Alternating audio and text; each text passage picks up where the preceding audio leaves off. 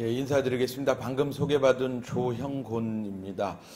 여러분 그 손 안에 스마트폰을 가지고 저도 뭐 강의장에 와서도 이렇게 스마트폰을 가지고 늘 포켓에 있습니다만 요즘 젊은 사람들이 이 스마트폰을 보느라고 횡단보도 건너면서도 요거 이렇게 쳐다보고 가는 거 많이 보셨죠? 예, 이 손 안에서 친구도 만들고 뭐 정보도 보고 물건도 사고 별의별 일들을 다 하는데요. 그 중에 일부가 뉴스를 보는 겁니다. 인터넷으로 뉴스를 보는 거지요. 오늘 이야기는 문재인 정권을 버티게 하는 힘이 어디서 나오는가 이렇게 제목을 달아주셨는데요. 저는 그 부분을 여러 가지 각도에서 언론뿐만이 아니라 여러 가지 실제 조직까지도 얘기를 좀 할 수 있으면 가능하면 좀 해보려고 하는데요. 여기에서 스마트폰에서 혹은 PC에서 여러분들이 알고 계시는 네이버 말고 구글을 제가 입력을 해봤더니 구글 화면은 제 폰에 보면 구글이라고 하는 회사 이름만 나오고 검색창 하나 나오고 하얀 화면이죠. 화면에 아무것도 없습니다. 구글하고 딱 하면 거기다가 무언가를 입력하면 쫙 찾아내는 거죠. 0.1초에 12만 개를 찾아냈다는 등, 뭐 2초에, 아니 0.3초에 뭐 20만 개를 찾아냈다는 등, 뭐 이게 검색입니다. 이렇게 아무 화면이 나와 있지 않고 구글은 검색만 합니다. 전 세계적으로 검색 포털, 검색 사이트 중에서는 구글이 가장 유명하고 전 세계가 구글을 모르면 안 되는 거죠. 요즘 유튜브 현상이 일어나고 있는데요. 유튜브도 이제 구글인 거고요. 구글에서 유튜브를 제공하는 거고요. 그런데 우리나라에는 전 세계 워드 프로세서 그 편집을 하는 프로그램에서 마이크로소프트가 만든 마이크로소프트 워드가 전 세계 그 문서 편집 프로그램으로는 단연히 1등입니다. 전 세계 어디서나 다 마이크로소프트가 만든 엑셀, 워드, 파워포인트 이런 거 쓰는 거죠. 그런데 우리나라는 마이크로소프트 워드는 한참 못 미치고 한글 프로그램을 씁니다. 그 한글 10.0, 뭐 한글 2013, 한글 2010, 뭐 한글 7.0 뭐 이런 거 있잖아요. 한글 워드 프로세서를 쓰는 거죠. 전 세계가 구글을 쓰는데 우리나라는 네이버를 쓰는 거죠. 그래서 네이버의 그 영향력이라고 하는 거는 굉장히 큽니다. 여러분 혹시 여기 계신 분들 중에서 그 조, 중, 동 혹은 한겨레, 경향, 한국일보 이렇게 인쇄된 신문을 보시는 분들이 주로이실 텐데요. 조선일보의 그 발행 부수는 여타 신문에 비해서 압도적으로 많습니다. 그러니까 우리 사회에 그 신문 영향력으로 치자면 조선일보가 1등인 거죠. 그런데 디지털로 들어오면 다릅니다. 네이버에서 조선일보라고 하는 거는 뉴시스보다도 훨씬 못 미치고요. 뉴스원이라고 하는 인터넷 신문, 종이신문 하나도 발행하지 않는 인터넷 신문보다도 그 조회수 면에서 훨씬 뒤떨어집니다. 연합뉴스, 뉴스원, 뉴시스 이런 거를 조사해보면 읽는 사람들이 굉장히 많아요. 그런데 인터넷으로 네이버를 통해서 조선일보를 읽는 사람은 뭐 연합뉴스의 약 10분의 1도 안 됩니다. 그러니까 이 조선일보의 영향력이라고 하는 거는 오마이뉴스, 프레시안, 좌파들 매체 있죠. 이런 데 영향력은 비슷합니다. 그러니까 그 종이신문을 보는 사람들이래야 조선일보지 종이신문을 한 번도 사보거나 구독해서 보지 않는 사람은 오마이뉴스나 조선일보나 뭐 그게 별 차이가 없는 거죠. 한국일보나 문화일보나 뭐 별 차이가 없습니다. 인터넷 신문 2대12, 데일리안 뭐 오히려 뉴데일리가 더 나았기도 합니다. 그런 정도로 지금 세상이 20년 만에 완벽히 바뀌어버렸습니다. 그래서 그 20대, 30대, 40대들은 당연히 이제 이 스마트폰을 보고 세상 돌아가는 거를 아는 거죠. 2017년에 그 대선을 한참 진행을 하고 있는 장미대선이라고 하죠. 그때 동아일보에서 무슨 신문기사를 냈냐면 발로 뛰는 유세, 대규모 청중 동원 이제 그만, 이제 사라졌다는 거죠. 사라졌다. 그리고 손가락으로 선거운동을 한다. 그런 신문기사가 나왔어요. 이해되시죠? 아직 이해가 좀 덜 되시는가 봐요. 아침이라 그런지. 예. 이게 지금 김대중, 김영삼 그 정부 혹은 정치인 시절에 저도 어렸을 때 기억이 납니다.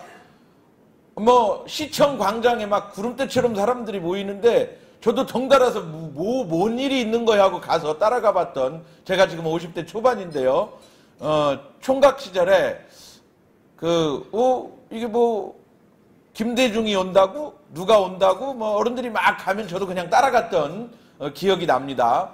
그렇게 광장에 사람들이 많이 모이던 그런 정치 유세, 동원 뭐 이런 시대에서 지금은 그렇게 광장에 사람이 모이지 않습니다. 지난 토요일 날 우리 박관용 의장님이 정말 큰일을 해내셨는데 그 분열된 태극기 집회를 하나로 모으기 위해서 6개 주요 단체가 광장에서 연합으로 10,000명 이상이 모이는 태극기 집회를 아주 성공적으로 진행을 해서 그 6개 단체 실무자들이 이거 적어도 한 달에 한 번씩은 이런 집회를 계속 해나가야 된다. 이렇게 많이 고무되고 그랬던 기억이 나는데 우리 박관용 의장님이 큰 일을 해주셨습니다. 박수 한번 부탁드리겠습니다. 정말 이번에 정말 큰 일을 해주셨습니다. 고맙습니다. 그런데 그렇게 10,000명이 지금 태극기 집회로 모이지만 그건 5천만 명 중에 10,000명이죠. 5천분의 1에 불과한 거죠. 정말 많은 사람들은 손안에서 요걸 가지고 사람들이 어떻게 생각하는지를 본다, 그겁니다. 제가 이제 자세히 이야기를 좀 자세하나 간략하게 짚고 넘어가도록 하겠습니다. 저는 여론 조작으로 민심이 달라졌고 달라진 민심에 의해서 선거에 들어갔다. 저는 이것을 그 민심을 달라지게 하는 게 사람을 통해서 말로 야 누구 찍어야 돼, 누구 찍어야 돼, 누구 찍어야 돼 이렇게 해서 민심이 바뀐 건 전혀 문제가 없습니다. 그건 선거운동입니다. 괜찮습니다. 그건 선거 부정이라고 할 수가 없는 거죠. 많은 사람들이 내가 원하는 누구를 찍어줘야 돼, 누구 밀어줘야 돼, 이게 무슨 선거 부정입니까? 그건 당연할 일이죠. 그런데 디지털 상에서, 사이버 상에서는 이런 부정이 일어날 수 없는데 현재 오프라인 상에서는 이러는다라면 고무신 선거죠. 예컨대 이승만 정부 때 부통령 선출하는데 고무신 선거, 뭐 이런 부정선거가 일어나는 건데요. 사이버 상에서는 다릅니다. 어떻게 다른지, 뭐가 문제인지 살펴보도록 하겠습니다. 여러분들 3가지만 기억하십시오. 댓글에 공감 순위를 조작했다. 첫 번째가 접기 요청으로 자동 접혔다. 하루에 3,000개 국민이 보는 것 전부 다 조작했다. 이게 도대체 무슨 얘기냐? 여론을 조작했다고 하는 건데요. 하나씩 근거 자료를 가지고 설명드리도록 하겠습니다. 디지털 뉴스 리포트 2017 한국이라고 써 있는 건 뭐냐면 영국 옥스퍼드 대학교 부설 로이터 저널리즘 연구소에서 만든 권위 있는 보고서입니다. 2012년부터 만들었어요. 7년째 만들었는데 무슨 권위가 있느냐? 100년은 돼야지. 디지털은 7년이면 권위입니다. 그래서 옥스퍼드 대학 부설 로이터 저널리즘 연구소에서 만든 보고서와 우리나라 정부 산하에 있는 한국언론진흥재단에서 만든 보고서 포털 뉴스 서비스 및 댓글에 대한 인터넷 이용자 인식 조사를 참고해 봤습니다. 그랬더니 보십시오. 36개국 조사 대상 평균 언론사 홈페이지를 통해서 뉴스를 본다는 사람이 32%입니다. 평균, 가운데가 평균인 거죠. 32%입니다. 그런데 우리나라는 오른쪽 끝에 보이지도 않죠. 4%입니다. 언론사 홈페이지에 가서 뉴스를 보는 언론사가 KBS, MBC, SBS, 조선일보, 중앙일보, 동아일보, 한겨레, 뭐 오마이뉴스 뭐 다 해서 수백 개 언론사 홈페이지를 통해서 그걸 다 그 홈페이지를 들어가서 직접 뉴스를 보는 사람은 4%고 나머지는 검색 및 뉴스 수집 서비스 전 세계 평균이 29%인데 우리나라는 77%입니다. 이 두 그래프를 비교해 보면 우리나라가 전 세계 평균하고는 완전히 동떨어진 거죠. 언론사 홈페이지에서 뉴스를 보는 사람은 매우 적고 검색 사이트인 네이버에서 뉴스를 보는 사람은 아주 많고 전 세계 평균보다 훨씬 많고 이렇게 되는 거죠. 따라서 우리나라는 네이버에서 뉴스를 보는 겁니다. 이해되십니까? 따라서 조선일보의 영향력은 네이버 안에서는 인터넷 신문사 하나하고 똑같은 거거든요. 그러니까 조선일보가 아닌 거지요. 댓글을 다는 사람이 21%, 공감, 좋아요, 싫어요를 누르는 사람이 30%, 댓글을 읽는 사람이 70%고요. 어떤 보고서는 80%가 댓글을 읽고 있다라고 나옵니다. 댓글을 몇 개까지 읽느냐라고 물어봤더니 상위에 링크된 댓글은 뉴스에 조선일보 기자가, 오마이뉴스 기자가, 한겨레 기자가 기사를 쓰면 그 기사를 과거에는 신문을 보는 사람은 댓글이 없을 때는 그 기사는 원웨이 스트리트, 일방적으로 전달하는 거죠. 일방적으로. 그냥 보고, 그렇구나. 보고, 그 언론의 영향력인 거죠. 그런데 댓글은 뭐냐면 그 뉴스를 보고 한마디 툭 던져 다는 겁니다. 글을 한 편 다는 겁니다. 이거 팩트가 아닌데? 6글자. 또 심지어 10줄에 걸쳐서 길게 자기가 알고 있는 신문 기자보다도 더 전문적인 분야에 속했던 전문가가 신문 기자를 비판하면서 쓴 댓글도 있습니다. 또 중상모략하기 위한 댓글도 있고 욕설도 있습니다. 다 제어 없이 달 수 있는 거지요. 그런 댓글들이 달리는데, 자, 신문 기사는 일방향이라면 댓글은 신문 기자와 독자 간에, 독자와 국민 간의 소통을 하는 양방향 소통, 커뮤니케이션이 된 거죠. 그러니까 진정한 의사소통이라고 어찌 보면 할 수 있는 겁니다. 그렇기 때문에 사람들은 그 댓글을 읽는 거지요. 몇 개까지 읽는가 하고 봤더니 최상위에 게시된 댓글 2-3개 정도까지는 읽는다. 그게 35%입니다. 그리고 40%가 10개까지는 읽는다. 굉장히 많이 읽는 겁니다. 그러니까 적어도 40%는 댓글을 10개까지 읽었다. 12%는 20개까지 읽는다. 그러니까 상위에 링크된 것일수록, 상위에 보이는 것일수록 많은 사람들이 읽는다는 얘기죠. 근데 댓글이 많게 달릴 때는 10,000개, 20,000개도 달립니다. 근데 그걸 다 읽을 수가 없는 거죠. 그냥 앞에 눈에 보이는 거 5개, 20개, 10개 이렇게 읽고 넘어가는 거죠. 설문조사를 해봤습니다. 나는 뉴스를 더 열심히 읽었다 45%, 반반이다 32%, 댓글을 더 열심히 읽었다 22%. 이게 무슨 얘기입니까? 뉴스 반, 댓글 반 읽었다는 얘기죠. 거의 반반이죠? 거의. 자, 댓글을 왜 읽냐? 물어봤더니 기사 내용에 대해 다른 사람들은 어떻게 생각하는지 궁금해서라고 대답합니다. 무려 84%입니다. 이 얘기는 댓글을 보고 나도 그렇게 생각할 의향이 있다 그겁니다. 이해되시죠? 광장에 모여서 수근수근 하는 고개를 끄덕이는 사람들의 표정을 보고 나도 누구를 지지해야지, 누구를 찍어야지 라고 생각하는 거하고 똑같은 겁니다. 막걸리집에서 막 정치 얘기를 하면서 누가 좋네 나쁘네 하면서 얘기하는 거하고 똑같은 거죠. 84%가. 나는 뉴스보다 댓글을 더 믿는다.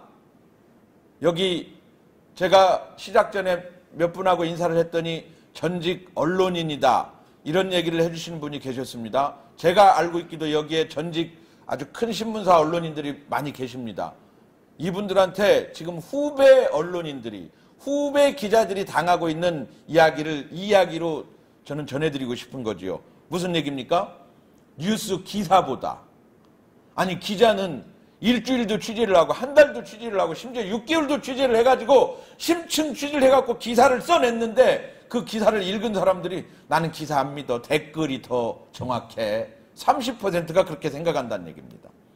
30대 젊은 사람들은 36.8%, 60대부터 쭉 수치가 늘어나기 시작해서 30대 가면 훨씬 더 뉴스보다 댓글을 더 믿고 있는 거죠. 오히려 20대가 뉴스를 믿었던 거죠. 자, 문제의 드루킹은, 김경수와 공무원 드루킹이 댓글을 조작한 건 네이버를 통해서 9,964만 개, 그리고 다음 사이트와 네이트 사이트에서는 아주 소량 댓글을 조작했고요. 여기서 보시면 아시겠지만 2017년 4월 장미 대선이 시작하던 무렵에 댓글 조작 횟수가 크게 급증합니다. 이것은 연합뉴스에서 보도한 자료입니다. 그리고 2018년 1월에 아주 크게 평상시에 보통 700만 개, 한 달에 700만 개를 조작을 했다면 2018년 1월에는 그 3배가 넘는 2266만 개의 그 공감과 비공감을 클릭하는 조작이 일어납니다. 이때 무슨 일이 있었냐면 평창 올림픽 저는 이때, 그러니까 1년 전이죠. 2018년 1월에 딱 이 스마트폰입니다. 스마트폰을 바꾼 지 얼마 안 되는 이 스마트폰을 가지고 늘 네이버 뉴스를 관찰을 하고 댓글을 관찰을 하는데 이상하다. 이거 이상하다. 이거 진짜 이상한데 한 3,000명 정도가 게임방 100명씩 들어가는 게임방 30개를 장악하고 한 3,000명 정도가 국정농단을 하고 있다. 3,000명씩이나 되는 사람이 밥만 먹고 계속 네이버에 달라붙어가지고 특정 댓글을 안 보이게 하고 특정 댓글이 위로 올라가게 한다. 문재인을 비판하는 댓글은 다 접어버리고 문재인을 칭찬하는 댓글을 다 올리는구나. 제가 그때 2018년 1월에 그거를 목격을 했습니다. 그리고 이 스마트폰으로 그 증거를 다 캡처해놓기, 사진 찍어놓기 시작했습니다. 착각, 이것도 찍어야 되겠네, 이것도 찍어야 되겠네. 무려 4,560장의 사진을 이 스마트폰으로 찍으면서 제 눈에서 이 스마트폰을 뗄 수가 없었습니다. 이건, 그런데 결과를 놓고 보니까 이때 이런 조작이 일어났던 거지요. 그래서 저는 이 증거 사진들을 잘 보관하고 있고 요거를 써먹어야 되겠다. 1년 내에 떠들고 다녔습니다. 국회도 찾아다니고 언론사도 찾아다니고 막 찾아다녔는데 아닐 거야. 그러지 않을 거야. 당신이 잘못 봤을 거야. 드루킹이 그랬다는 증거 있어? 뭐 이런 얘기로 외면당했죠. 그러다가 우리 박관영 의장님께서 들으시고 이거는 들을 만한 가치가 있다라고 해주셔서 다시 국회를 찾아갔더니 제 개인이 간 것보다 의원들이 듣기 시작하고 다시 찾아갔더니 듣기 시작하고 그렇게 해서 여기까지 온 겁니다. 그리고 1월 30일 올해 1월 30일 드루킹 관련된 경남지사 김경수가 법정 구속되면서 판결문에 이것은 여론 조작이다, 중대하다 이렇게 발표를 해서 세상이 난리가 난 그러한 내용입니다. 그런데도 이게 굉장히 어렵기 때문에 아직 사람들이 이 실체를 잘 모르는 거지요. 한편 우리나라의 뉴스 신뢰도는 전 세계 평균에 한참 못 미치는 23%입니다. 아까 보셨던 내용하고 교차해서 보시면 뉴스는 저 작은 그래프 저 위에 방금 전에 본 그래프, 이 그래프를 작게 올려놔 봤습니다. 뉴스의 신뢰도는 전 세계 최하위. 따라서 뉴스를 믿지 못하고 댓글 한마디 써놓은 거를 믿어버리는, 기사 내용보다 댓글을 믿어버리는 한국 사회를 만들어놨다 그겁니다. 그것은 언노련이라고 언론사에 종사하는 노조, 기자 이런 사람들이 중심이 돼서 민노총 소속으로 활동을 하면서 결국 문재인 정부를 버티게 하는 가장 큰 힘 중에 하나가 바로 저는 그들이라고 생각을 하는데요. 네이버 뉴스를 보면 이렇게 그 정치, 경제, 사회 여러 분야가 있는데요. 그 중에 랭킹 뉴스라고 많이 본 뉴스, 댓글 많은 뉴스, 공감 많은 뉴스, SNS 공유 많은 뉴스 이런 랭킹 뉴스가 있는데 제가 주목해서 본 건 댓글 많은 뉴스입니다. 2018년입니다. 1월 1일 댓글 많은 뉴스 두 번째 댓글이 6,569개가 달렸는데요. 그 댓글 많은 뉴스를 분석을 해봤더니 저 화면 두 번째 거 오른쪽에 보면 자동 접힘 27개가 접혀 있는 거지요. 2018년 1월 2일 댓글 많은 뉴스 5위를 보면 문 대통령 김정은 신년사 환영, 통일, 문체, 외교부의 후속 방안 지시 이런 2대1의 기사가 뜹니다. 여기에 접힘, 자동 접힘 댓글이 11개가 뜬 거죠. 자, 이거를 자동으로 기계가 접어버린 건데요. 사람이 했다면, 광장에서 모여서 사람의 입으로 야 누구 찍어야 되겠어 라고 했다면 그건 뭐 문제가 없습니다. 인터넷 사이버상으로도 사람이 공감을 클릭하고 사람이 공감을 클릭해서 그 숫자가 모여서 베스트 댓글이 됐다. 이건 문제 없습니다. 그 여론이니까요. 그런데 매크로가 뭐냐? 자동으로 돌아가게 하는 프로그램입니다. 일종의.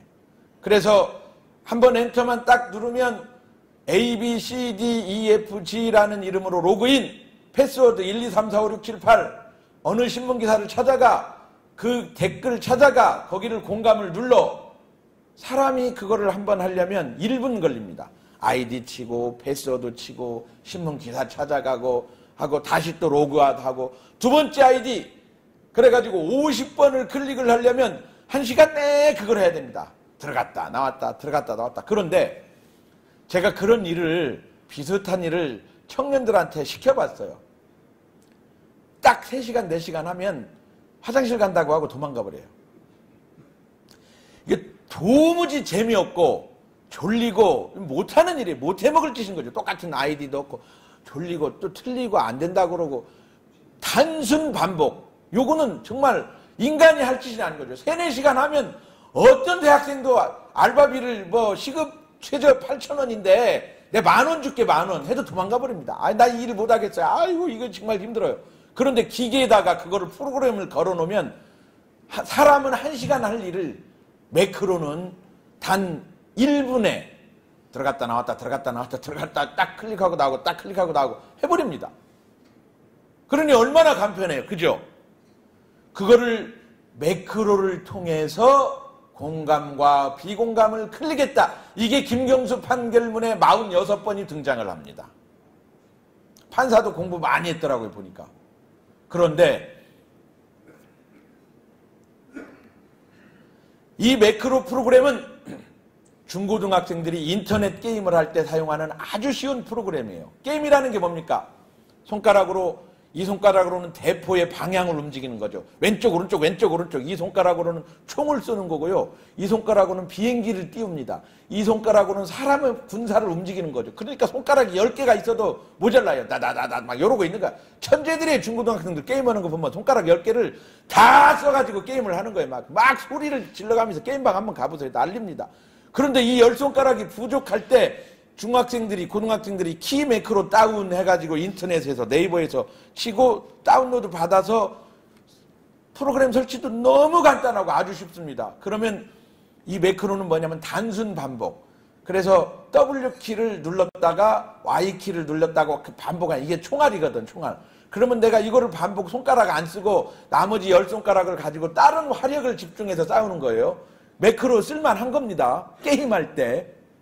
그렇게 쉬운 거예요. 그렇게 쉬운 거를 선거에 응용하면 여론 조작에 응용하면 이렇게 돼버리는 거예요. 기계가 하는 겁니다.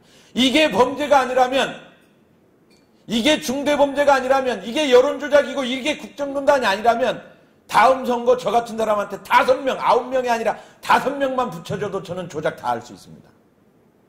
매크로 아주 능숙하게 다룰 수 있습니다. 이건 막아야 되는 거죠. 그런데 킹크랩을 만들었습니다. 식탁에 놓고 맛있게 먹어야 할 킹크랩이 컴퓨터 속에 들어가가지고 프로그램명이 된 겁니다. 이 킹크랩은 뭐냐면 매크로는 1초에 한 번을 한다면 킹크랩은 1초에 수십 번을 해버리는 훨씬 속도가 빠른 거죠. 그러니까 눈에 보이지 않는 거죠. 디도스 해킹 수준. 북한이 새누리당 당사 홈페이지를 디도스 해킹을 해버렸다. 뭐 이런 얘기 들어보셨죠? 그런 해킹 수준의 프로그램이 킹크랩입니다. 요걸 가지고 여론을 조작한 겁니다. 그렇기 때문에 이것은 도저히 용서해서는 안 되는 국민의 눈과 귀를 홀려버린 겁니다. 제가 어제 저녁에도 쭉 데이터 조사를 하고 있는데요. 대선 특정일 20일 전 댓글 6만 개를 가지고 분석을 해봤습니다. 하루에 딸린 댓글 6만 개를 분석을 해봤더니 문재인 화이팅 당선되세요 라고 써있는 숫자가 60이라면 안철수 화이팅 당선되세요는 80이었어요. 그러니까 안철수의 지지율이 높았던 거지요. 그런데 댓글 조작으로 며칠 만에 완벽히 뒤집어지는 거죠. 이 위력이 있는 겁니다. 이게 순공감순이 이제 문제의 핵심, 드루킹과 김경수 일당의 핵심 먹잇감이 이 순공감순인데요. 댓글이 수천 수만 개가 올라오면 올라오는 대로 보여주면 사람들이 그것을 좋아요, 싫어요를 누를 틈이 없이 계속 올라오니까 어쩌다 한 사람이 보면 좋아요 그러면 1, 2, 3 뭐 이런 거죠. 그런데 순공감수는 뭐냐면 드루킹 일당이 기계로 50번을 좋아요를 드르륵 눌러버립니다. 그러면 이게 1등이죠. 한번 1등에 올라온 댓글은 많은 네티즌들이 계속 볼 수 있도록 순공감순 1위가 돼서 계속 사람들이 붙어서 또 붙고 또 붙고 여기 보면 5,000명이 좋아요, 1,896명이 싫어요 이렇게 누른다는 거죠. 이렇게 순공감순이 바로 드루킹이 댓글을 조작하게 된 배경인 거죠. 아하! 그렇구나. 사람들은 댓글을 믿는구나. 뉴스 기사보다 댓글을 믿는구나. 제일 눈앞에 보이는 두세 개를 많은 사람들이 보는구나. 10개까지는 10중 8구가 보는구나. 아하! 그러면 눈에 보이는 10개 정도의 댓글을 내가 원하는 성향으로 올려놓으면 사람들이 그 댓글을 보고 투표하겠구나. 이게 김경수와 드루킹의 생각입니다. 이 사람들이 선거판에 뛰어들지 않고 삼성전자를 찾아갔으면 연봉이 한 20억쯤은 되는 전무이사쯤은 됐을 거예요. 마케팅 능력이 아주 뛰어난 거죠. 그런데 그 사람들이 선거에 뛰어들어서 범죄를 저지르고 여론을 조작하고 민심을 왜곡했다.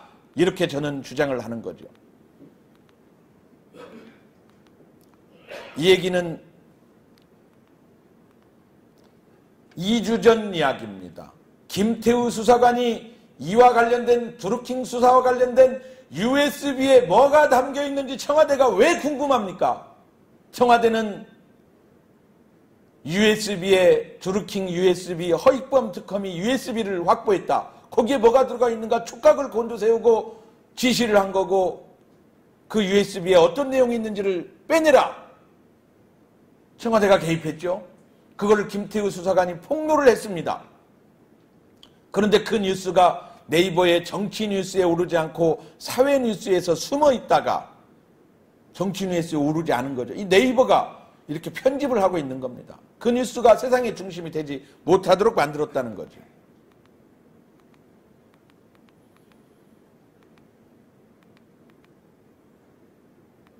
아까 봤던 화면이니까 생략하고요. 1시간 만에 베스트 댓글이 바뀌어 소름 끼친다. 그러니까 사람이 투표를 통해서 베스트 댓글을 만들어낸 것이 아니라 매크로 그리고 킹크롭이라고 하는 불법 조작 프로그램을 이용해서 베스트 댓글을 올려놓았다. 그런데 특정 성향의 댓글을 올려놓았다. 사람들이 그걸 주로 보게 만들었다. 그게 여론이 된 거죠. 순공감순 60권 내에서 문재인 비판하는 댓글은 다 사라졌다. 순공감순 1위는 역시 준표랑 승민이는 같은 편. 안철수 비판하는 댓글이 순공감순 20위 안에 포진되었다. 이렇게 하루에 3,000개의 댓글을 선거 기간 내내 조작을 했다. 그래서 선거 기간 동안 선관위가 엄청난 자금을 풀어가지고 조선일보를 집집마다가 대주지 않는 한 앞으로 선거를 통해서 이걸 통해서 뉴스를 보는 사람들은 이런 조작에 늘 당할 수 있다 라고 생각을 하는 거죠. 이 여론 조작은 그래서 중대 범죄라고 하는 거죠.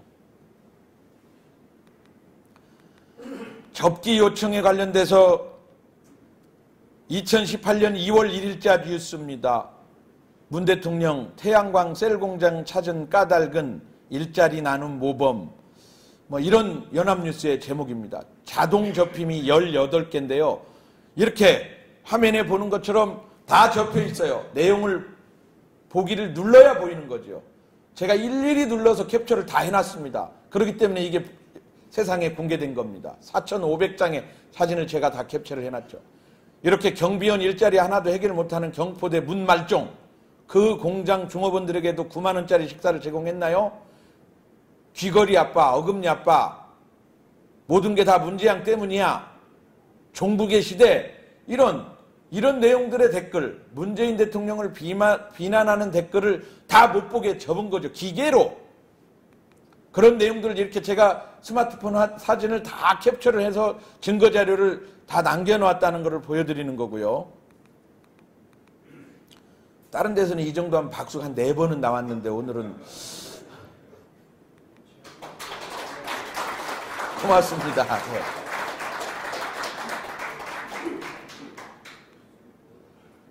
(2018년 1월) 한 달 동안 정치 관련 뉴스에서만 5,620개의 댓글을 접어버린 거를 제가 카운팅을 다 해서 숫자를 세가지고 자료조사를 해놓은 겁니다.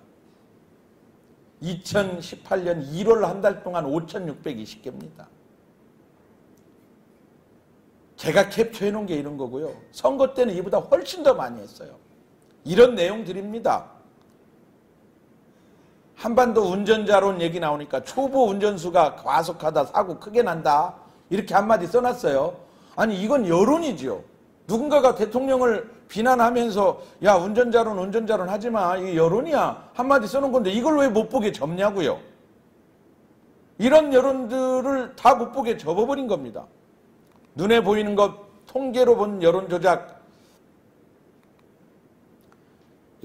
3가지 방법. 이 화면은 제가 오늘 서두에 첫 번째 화면에 보여드렸던 내용입니다. 댓글 순 공감 순위를 조작해서 다시 얘기해서 베스트 댓글이 되게 만든다. 기계로. 이해하셨죠 이제? 두 번째 접기 요청으로 자기들이 곤란한 건 숨겨버린다. 은폐한다. 그런 일을 하루에 3,000개를 댓글을 조작을 해서 눈에 보이는 것 전부 다 조작을 해버렸다. 그러니 여론이 완벽히 뒤바뀌었다. 그 얘기입니다. 진짜 이제부터 시작입니다. 지난 2018년 3월 14일 조르킹 김동원 씨가 구속되기 전에 자신의 페이스북에다가 이렇게 한마디 써놓았습니다. 그리고 아무 생각 없는 놈들아, 니들 2017년 대선 댓글 부대의 진짜 배우가 누군지 알아? 진짜 까줄까? 김경수는 구속되기 일주일 전에 압박을 받았죠. 그러면서 나 혼자 한 게 아니야. 배우가 있어. 그때 김경수를 암시한 거고 결국 지난 1월 30일 김경수 경남지사가 공범으로 공모했다는 이유로 구속이 된 거 아니겠습니까? 그게 끝은 아닙니다. 이 얘기를 보십시오. 2012년입니다. 문재인 캠프는 76명 규모의 인력을 운영을 했습니다. 그 안에는 26명의 민주당 현직 보좌관이 포함되어 있었습니다. SNS 지원단을 만들어서 여의도 여러분들이 가보셨음직한 빌딩이더라고요. 신동해 빌딩 한 층을 다 쓰면서 컴퓨터 91대 거기서 76명이 2012년이면 국정원 댓글 사건 때입니다. 국정원 직원 댓글은 아까 동영상에서 잠깐 보셨지만 오피스텔에서 혼자 댓글 작업을 하다가 누가 신고를 했는지 걸려가지고 민주당 당원들이 떼거지로 몰려가서 오피스텔 앞에서 농성을 하고 밤새 감금을 하고 짜장면 한 그릇도 못 들어가게 하고 그러면서 그 난리를 치던 그때 2012년입니다. 그때 문재인 캠프는 76명이 여의도 한복판에서 버젓이 불법을 저지르고 있었다는 거죠. 그리고 2014년도에 그게 불법으로 선거법 위반으로 판결이 항소심까지 가서 확정 판결이 난 건이었습니다. 그 담당자가 조한기라는 사람인데요. 이 조한기라는 사람은 2014년도에 벌금 90만 원을 받고 100만 원이 넘으면 선거법 위반으로 선거 출마도 못할 텐데 90만 원을 받고 충남 서산 태안에서 국회의원 재보궐선거에 출마를 합니다. 후원회장 문재인 어떤 관계겠습니까? 그리고 2017년에 다시 조한기를 데려다가 SNS 팀장으로 또 앉힙니다. 그 조한기가 누구냐면 현 정부 그 문제의 탁현민 행정관 있죠. 탁현민 행정관의 상사 의전비서관입니다.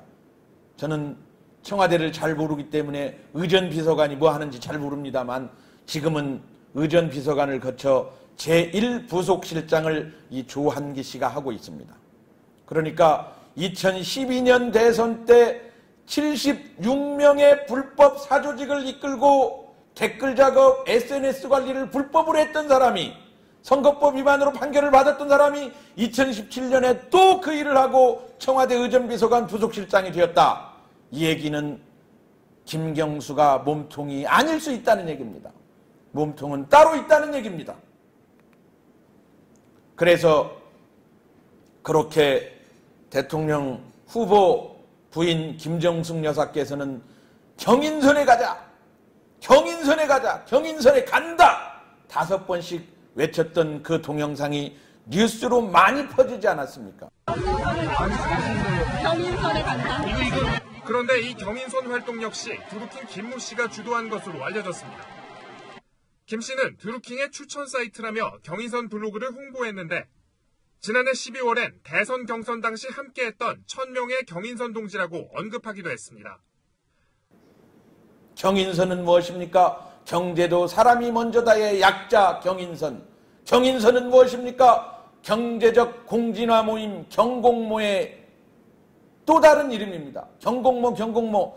문재인 대통령이 발음이 잘 안 됐던 모양이에요. 그거 어려워. 그거 어려운 얘기야. 쉬운 이름으로 바꿔 한 게 경인선으로 바꾼 겁니다. 그러니까 경공모와 경인선은 같은 거고요. 경공모의 대표가 드루킹 김동원이고요. 그 경공모 조직이 댓글 조작에 다 가담을 했던 거고요.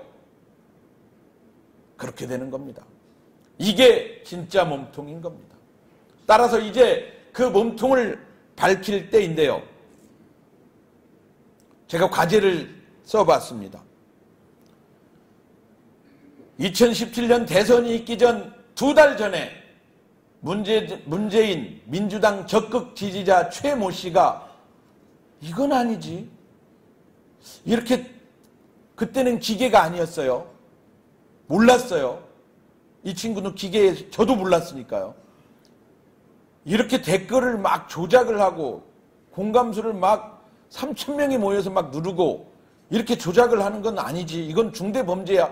문재인 지지자가, 양심적인 지지자가 조사를 해가지고 A4 용지 석 장에다가 자세히 파주 누름나무 출판사 자세히 적어가지고 이러이런 댓글 조작을 하고 있다. 선관위에 신고를 했어요. 선관위가 정상적인 기능을 작동을 했더라면 검찰에 바로 고발 조치하고 검찰이 공권력이 제 기능을 했더라면 2017년 대선은 연기되는 겁니다. 이 불법적인 상황 앞에서 고무신을 5천만 컬레를 돌린 건데 전 국민이 다 보는 네이버를 속인 건데 이거는 있을 수 없다. 그런데 선관위가 42일간 제대로 이거를 하지 않았고 검찰에 주고 검찰은 무혐의 처분하고 만 것이 이 사건의 전모입니다. 공권력이 개입이 돼서 특정 후보에게 줄 서버린 겁니다. 그때부터. 이거 제대로 파헤쳐야 된다. 두 번째, 드루킹이 운영하는 경제적 공진화 모임 경공모. 이름 발음하기가 어렵다 해서 경제도 사람이 먼저다. 경인선. 그래서 경인선에 간다. 경인선에 가야지. 김정숙 여사의 외침. 다 연관이 있는 이 경공모 연간 운영비 11억 원. 그리고 선거 기간 동안 쓴 28억 9천만 원. 그 비용 비누 팔아서 수제 비누 팔아서 그 비용 감당할 수 있었을까요? 특검을 해야 될 이유가 바로 그런 것들입니다. 조한기 청와대 의전비서관 지금 제1부속실장을 하고 있는 2012년에 불법 사조직을 운영했던 사람을 이 사람이 과연 몸통 아닌가? 결국 몸통은 문재인 김정숙한테 있는 거 아닌가? 이 부분에 대한 자유한국당의 바른 대처가 있어야 됩니다. 특검을 해야 될 이유입니다. 네 번째는 똑같은 얘기고요. 다섯 번째, 가장 핵심적인 것이 이겁니다. 조작된 댓글 142만 개가 과연 어떤 것이냐? 대한민국 민주주의가, 표현의 자유가 이렇게 대량으로 학살되고 파괴될 수 있는 것인가? 광주 민주화운동이 무엇입니까? 나는 군사독재에 저항하겠다 이 말하는 거 아닙니까? 표현의 자유를 보장해달라는 거 아닙니까? 그렇게 광주를 얘기하는 사람들이 142만은 그러면 도대체 뭐가 되는 겁니까? 이 142만은 뭐 광주 5.18 얘기하려면 적어도 이 정도 얘기는 해야 되는 거 아닙니까, 여러분? 그래야 정의지요. 이 표현의 자유는 표현의 자유가 아니고 그것만 표현의 자유입니까? 광주를 제압한 건 군사 독재고 민주주의를 독살한 건 도대체 뭐냐는 얘기입니까? 여러분, 정말 중요한 얘기를 이제 제가 드리려고 합니다. 성창호 판사의 1심 판결은 170쪽. 판결문 한자를 제가 쭉 읽어보면 정말 연구를 많이 했어요. 많은 변호사님들께서 이 판결문은 이성적이고 합리적인 판사가 맡으면 항소심에서 절대 뒤집을 수 없다. 그렇게 완벽하게 제대로 만든 판결문이다. 라고 얘기를 하고 있는 거죠. 그런데 이 정부는 뒤집을까요? 안 뒤집을까요? 여기서 내기할까요? 테이블별로 해가지고 뒤집는다, 못 뒤집는다? 판돈이 크게 걸릴 것 같습니다. 많은 의견은 뒤집는답니다. 왜 뒤집느냐? 2심 판결에서 1심 판결을 뒤집지 않으면 대통령은 무효가 되는 겁니다. 1심 판결문의 내용이 여론을 중대하게 조작을 했다는 것입니다. 1심 판결문에 대못이 다 박혀 있는 거죠. 이걸 뒤집지 않고는 이 정부의 정당성은 사라지는 겁니다. 3.15 부정선거의 10배, 100배가 되는 겁니다. 그렇기 때문에 이 정부는 1심 판결문을 뒤집으려고 할 것이고 어떻게 판사를 압력해서라도 그게 바로 성창호 판사를 압력한 거고 성창호 판사는 판결 이후 다음날 법원에 신변보호 신청을 해서 신변보호를 받고 있는 거 아시죠? 아니 법원의 판사가 양심적이고 정의로운 판단을 했다고 해서 신변보호를 요청하고 신변의 위협을 느끼는 그러한 대한민국을 우리가 만들어서야 되겠습니까? 어떻게 지킨 민주주의인데 지들이 말하는 민주주의만 민주주의입니까? 오히려 그건 인민민주주의에 가까울 수 있죠. 우리가 말하는 자유민주주의, 표현의 자유, 생명과 같은 내 표현의 자유, 그것을 이렇게 대량으로 학살한 이 일을 용납해서는 되겠습니까? 그래서 저는 1심 판결이 2심 판결에서도 그대로 유지돼서 이 정부의 도덕성이, 이 정부의 법적 당위성이 사라질 수 있도록 노력을 해야 된다고 생각합니다. 그래야 나라를 지키고 국가 안위를 지킬 수 있다고 생각하는데요. 여러분께서 도와주십시오. 어떻게 해야 되냐면 1심 판결을 2심에서 손바닥 뒤집듯이 뒤집을 수 있는 이 사람들이 뒤집기만 하면 전 국민이 봉기하고 일어나게 만들어야 됩니다. 제가 너무 완벽하게 설명을 해서 질문이 별로 없으시죠? 조금 남겨놓고 설명을 했어야 되는데. 매크로 기계로 조작하는 것을 원천적으로 막을 수 있는 방법이 없나요? 사실 이 기계적인 방법은 이게 범죄일 뿐이지 다시 얘기해서 살인을 원천적으로 막을 수 없는 거하고 똑같습니다. 우발적인 살인, 계획적인 범행, 이건 못 막습니다. 잡아내는 거고 엄하게 처벌을 해가지고 다시는 그런 일을 못하도록 하는 거죠. 요거에 대해서 사실은 엄하게 처벌을 한다. 이거 당선 무효시키지 않으면 이런 일은 제가 말씀드렸잖아요. 이런 김경수, 드루킹, 김동원 이 일은 저 같은 수준의 사람 아니어도 게임방에 있는 청소년들도 매크로는 얼마든지 할 수 있는 거라고요. 이게 범행에 사용하지 않도록 해야 되는 거고 처벌을 강화해야 되는 거지 원천적으로 못 막습니다. 네. 그러니 벌어질 때에 네. 바로 대응해서 예. 이런 일이 벌어지고 있다라고 다시 또 올리는 그런 카운터 어때? 할 수 있는 방법이 없어요? 많은 네티즌들이 제가 보면 많은 네티즌들이 그 이미 댓글 조작을 심하게 하고 있다, 너무 심하게 하고 있다, 다 드러나고 있습니다. 야, 이거 정말 그러니까 감시기구가 보는 게 아니라 국민들이 다 보고 있는 거죠. 그런데 지금 이 부분에 대해서 오랜 그 문제, 해결해야 될 문제가 두 가지가 있습니다. 첫 번째, 인터넷 실명제 이야기입니다. 이거 헌법으로 지금 인터넷 실명제를 막아놨는데요. 그 표현의 자유가 더 중요하다고 해서 이 닉네임으로 이름을 공개하지 않고 아무나 댓글을 쓰도록 되어 있는 이 문제를 자기 이름을 대고 댓글을 쓰도록 하면 이런 조작이 못 일어납니다. 금방 발각이 되는 거죠. 그래서 이거는 이제 헌법으로 정해놔서 이거를 뚫고 나가기는 어렵지만 이런 중대 범죄가 드러난 이상 이렇게 9명이서 국민 여론을 바꿔버렸다. 이런 것이 드러난 이상 국회가 인터넷 실명제를 다시 추진을 해야 되는 그런 근본적인 문제가 있고요. 두 번째는 그 네이버의 그 순공감순 정렬이라고 하는 제도가 필요가 없는 제도입니다. 사실 댓글 자체가 필요가 없고 더 근본적으로 포털의 뉴스 서비스 자체가 필요가 없습니다. 포털은 검색하게 하는 거죠. 검색이니까. 그런데 이거를 뉴스를 보여주는, 인위적으로 보여주는 이게 그 대중이 많은 국민들이 그 조선일보의 영향력을 이거로 치고 있는데 그게 네이버 뉴스로 가면 오마이뉴스 프레시한 만큼밖에 안 된다니까요. 조선일보가. 그래서 포털의 그 뉴스 서비스 자체가 저는 문제가 있다고 생각을 해서 그 근본적인 것까지 국회가 다뤄야 될 문제라고 생각합니다. 예. 오늘 아주 강의 잘 들었습니다. 그런데 김경수 지사를 재판한 판사가 오늘 탄핵 판사로 지정이 됐어요. 네. 그런데 앞으로 이제 고등법원에서 다시 판결을 할 텐데 거기에 대한 전망을 어떻게 보세요?